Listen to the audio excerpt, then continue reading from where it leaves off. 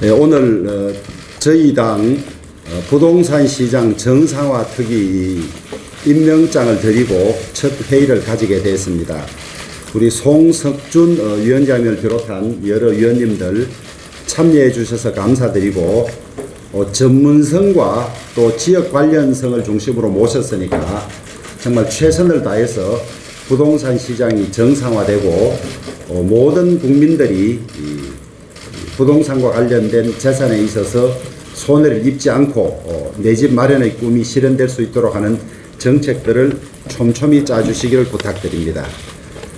저희들이 집권했던 9년 동안은 서울 중립과 주택 가격 상승이 9년간 26%에 불과했는데 이 정권 3년 동안은 무려 52%나 상승했습니다. 같은 기간별로 대비하면 무려 6배나 되는 상승률을 가져온 것이죠. 이 정권 들어서 21차례의 부동산 대책이 있었고 지금까지 서울 전 지역을 투기 과열 지구로 묶고 각종 금융 규제를 했습니다마는 역설적이게도 서울 지역 아파트 가격은 56%나 상승했다고 합니다. 정부가 더 강력한 대책을 내놓을 것이라는 예상에 하루 사이에 매매가가 1억을 올려도 5분 만에 거래가 이루어지는 매우 비정상적인 상태가 되었습니다. 부동산 정려는 지난해보다 무려 49%나 증가했습니다. 양도소득세가 정려세와 차이가 없을 정도로 높기에 집주인들은 차라리 자식들에게 물려주는 것이 더 낫다는 입장을 가지고 있고 여권 인사들도 자녀에게 정려하는 방식으로 다주택 문제를 해소하고 있습니다. 이런 비정상적인 상황을 보고도 정부가 오늘 22번째로 낸 대책은 또 어떻습니까? 다주택자 단기 거래에 대한 양도세, 취득세 등 중과세를 부과하고 종부세를 상향 조정한다고 하는데 집값 안정화 대책이라기보다는 정부가 부족한 세금을 거두기 위한 꼼수 정세 대책이라는 말이 오히려 더 어울릴 정도의 졸작이 되어버렸습니다. 더구나 문정권 초기에 적극 권장했던 임대사업자들에 대한 혜택을 축소하는 내용도 담겨 있어서 정책의 일관성도 없을 뿐만 아니라 임대사업자들로부터 커다란 반발을 살 것이 확실해 보입니다. 실패를 뻔히 보고도 또다시 실패할 것이 뻔한 대책을 내놓는 것은 애초에 집값을 잡을 의지가 있는 것인지 묻고 싶을 정도입니다. 이 모든 정책을 실패하면서도 정상적으로 작동하고 있다고 안이한 현실 인식을 하고 있는 김현미 장관을 즉시 해임해야 합니다. 김현미 장관을 두고 집값을 안정시키겠다는 것은 영목구애에 불과한 일입니다. 국민들과 싸우겠다는 이야기밖에 되지 않습니다. 우리 평범한 서민들이 내 집 마련의 꿈을 지킬 수 있도록 우리 특위를 중심으로 정부의 시장 왜곡을 바로잡고 주택 공급의 다변화와 취약계층 주거지원 대책에 이르기까지 다양한 대안을 내주셔서 역시 경제는 또 주택정책은 미래통합당이 정말 잘하는구나 라는 평가를 국민들로부터 받을 수 있도록 열심히 해주시기를 부탁드립니다. 네, 정부가 오늘 22번째 부동산 대책을 발표했습니다. 역시 예상했던 대로 징벌적 과세, 세금 폭탄이 핵심입니다. 결국 부동산 정책의 실패를 집을 가진 자에게 떠넘긴 것입니다.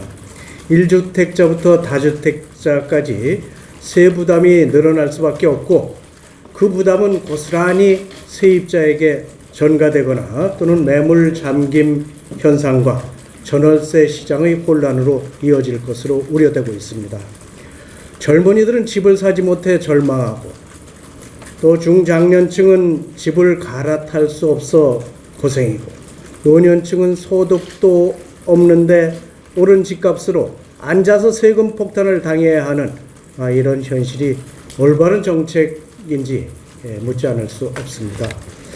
정부가 실수요자 보호대책의 일환으로 생애 최초 특별공급 확대, 사전 청약 물량 확대 방안과 우리 당이 지속적으로 요구했던 도심 고밀 개발을 위한 규제 개선을 검토하겠다는 방향성에 대해서는 공감하지만 이미 천정부지로 치솟은 부동산 시장에 어떤 효과를 기대할 수 있을지 미지수입니다. 우리 당은 오늘 출범하는 부동산 시장 정상화 특위를 중심으로 국민이 신뢰하고 예측할 수 있는 부동산 대책을 추진하겠습니다. 땜질식, 처방이나 주먹구구식 그런 정책이 아닌 국민이 내 집 마련의 희망을 품을 수 있도록 부동산 정책을 제시하겠습니다. 부동산 시장의 가격 안정화 방안, 또 지속 가능한 부동산 세제 추진 방안, 지속적인 주택 공급 확대 방안 등 부동산 시장의 정상화를 위해서 정책 최우선 과제로 삼겠습니다. 오늘 우리 송석준 위원장님 비롯해서 훌륭한 위원님들 모셨습니다.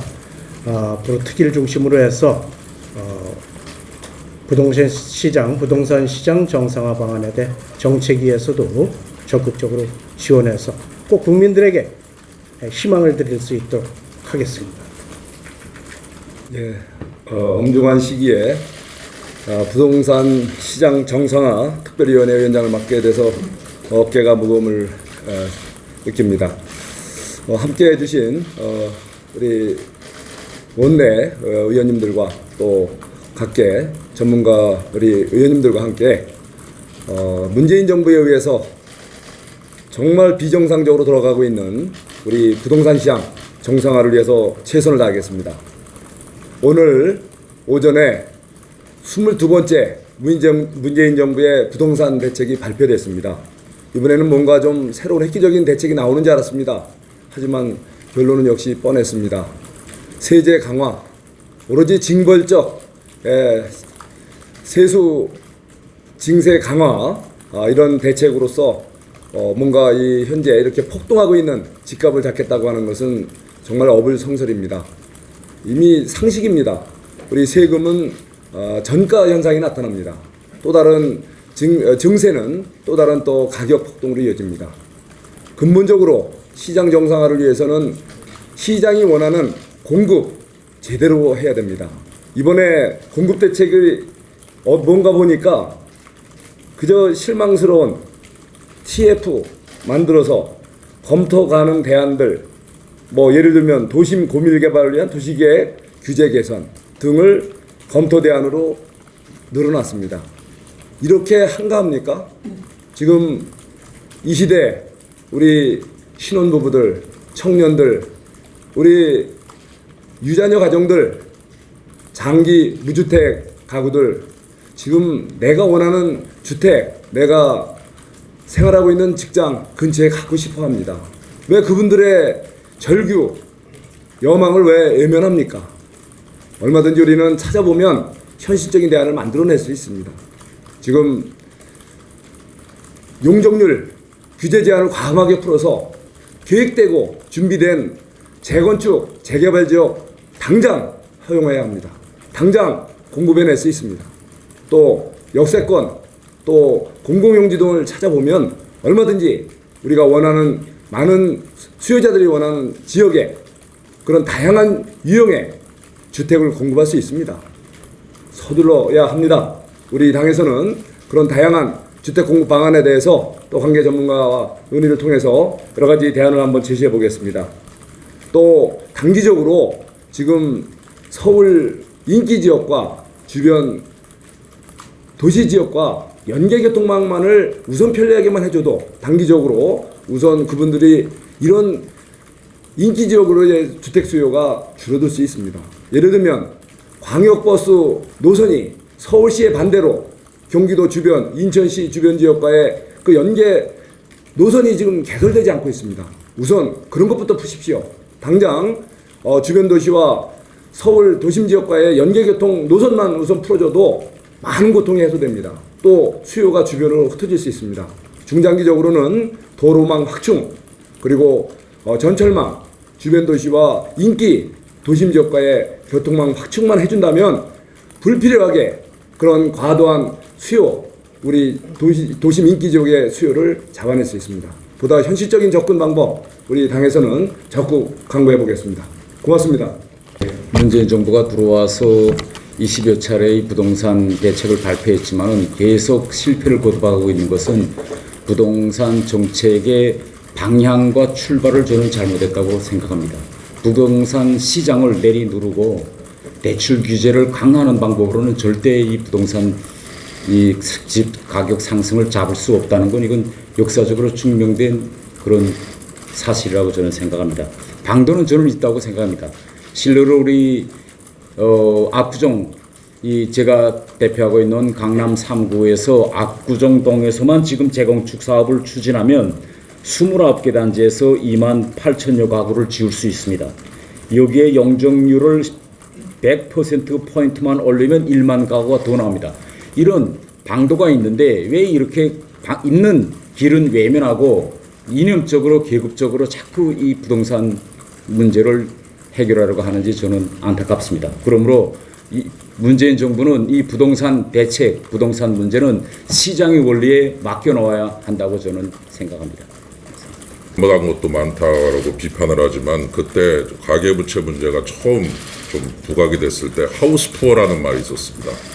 집을 가진 사람이지만 대출을 통해서 집을 샀고 이자를 갚아야 되는데 집값이 안 올라가지고 그래서 이 사람들을 고위험군으로 분류했던 일이 있습니다. 그때는 집값이 그만큼 안정됐다는 얘기죠. 그래서 하우스 푸어를 논하던 시절이 있었는데 이제는 뭐 집 하나 있는가 없는가의 차이를 이렇게 크게 만들어 놔버렸습니다. 경제학 원론하고 싸우고 있습니다. 수요자는 투기꾼이라고 부르고 공급자는 토건족이랍니다. 그럼 수요하고 공급을 다 부정하면은 그 시장입니까 그게? 수요도 잘못됐고 공급도 잘못됐다는 식의 아주 그 편협한 시각을 가지고 부동산을 보니 이거를 제대로 관리를 못한 채 전부 엉뚱한 방향으로 가고 있어서 저는 지금 우리 정부의 이런 그 정책은 기본적으로 수요와 공급을 인정하지 않는 데서 오고 있고 제대로 인정을 하고서 시작을 하면 뭔가 해법이 보인다. 그래서 시장으로서의 부동산 시장을 좀 이해를 하고 종합적으로 접근해라. 그리고 한마디만 더 드리면 지금 돈이 3천조 원입니다. M2가. 그래서 총통화가 3천조 원이 풀려 있는데 돈 갈 데가 없습니다. 규제 하나도 안 하고 또 투자 활성화도 못 시키고. 그러니까 그 돈들이 갈 데가 없으니까 결국 주거용 부동산 A급으로 가고 있는 거거든요. 그럼 돈이 갈 데를 잘 만들어주고 투자 잘해주면 얼마나 돈들이 여러 군데로 가면서 부동산 시장도 안정되고 돈도 잘 흐르고 그래서 돈을 늘리면서 갈 데를 만들어주지 못한 이 정부의 정책의 실패가 이렇게 나타나는데 그거를 전부 투기꾼이고 토건적으로만 몰고 있으니 이게 뭐 잡힐 수 있는 상황이 아니다. 그런 면에서 저는 정부 정책의 아주 일대 유턴 완전히 180도 전환을 요구합니다. 감사합니다.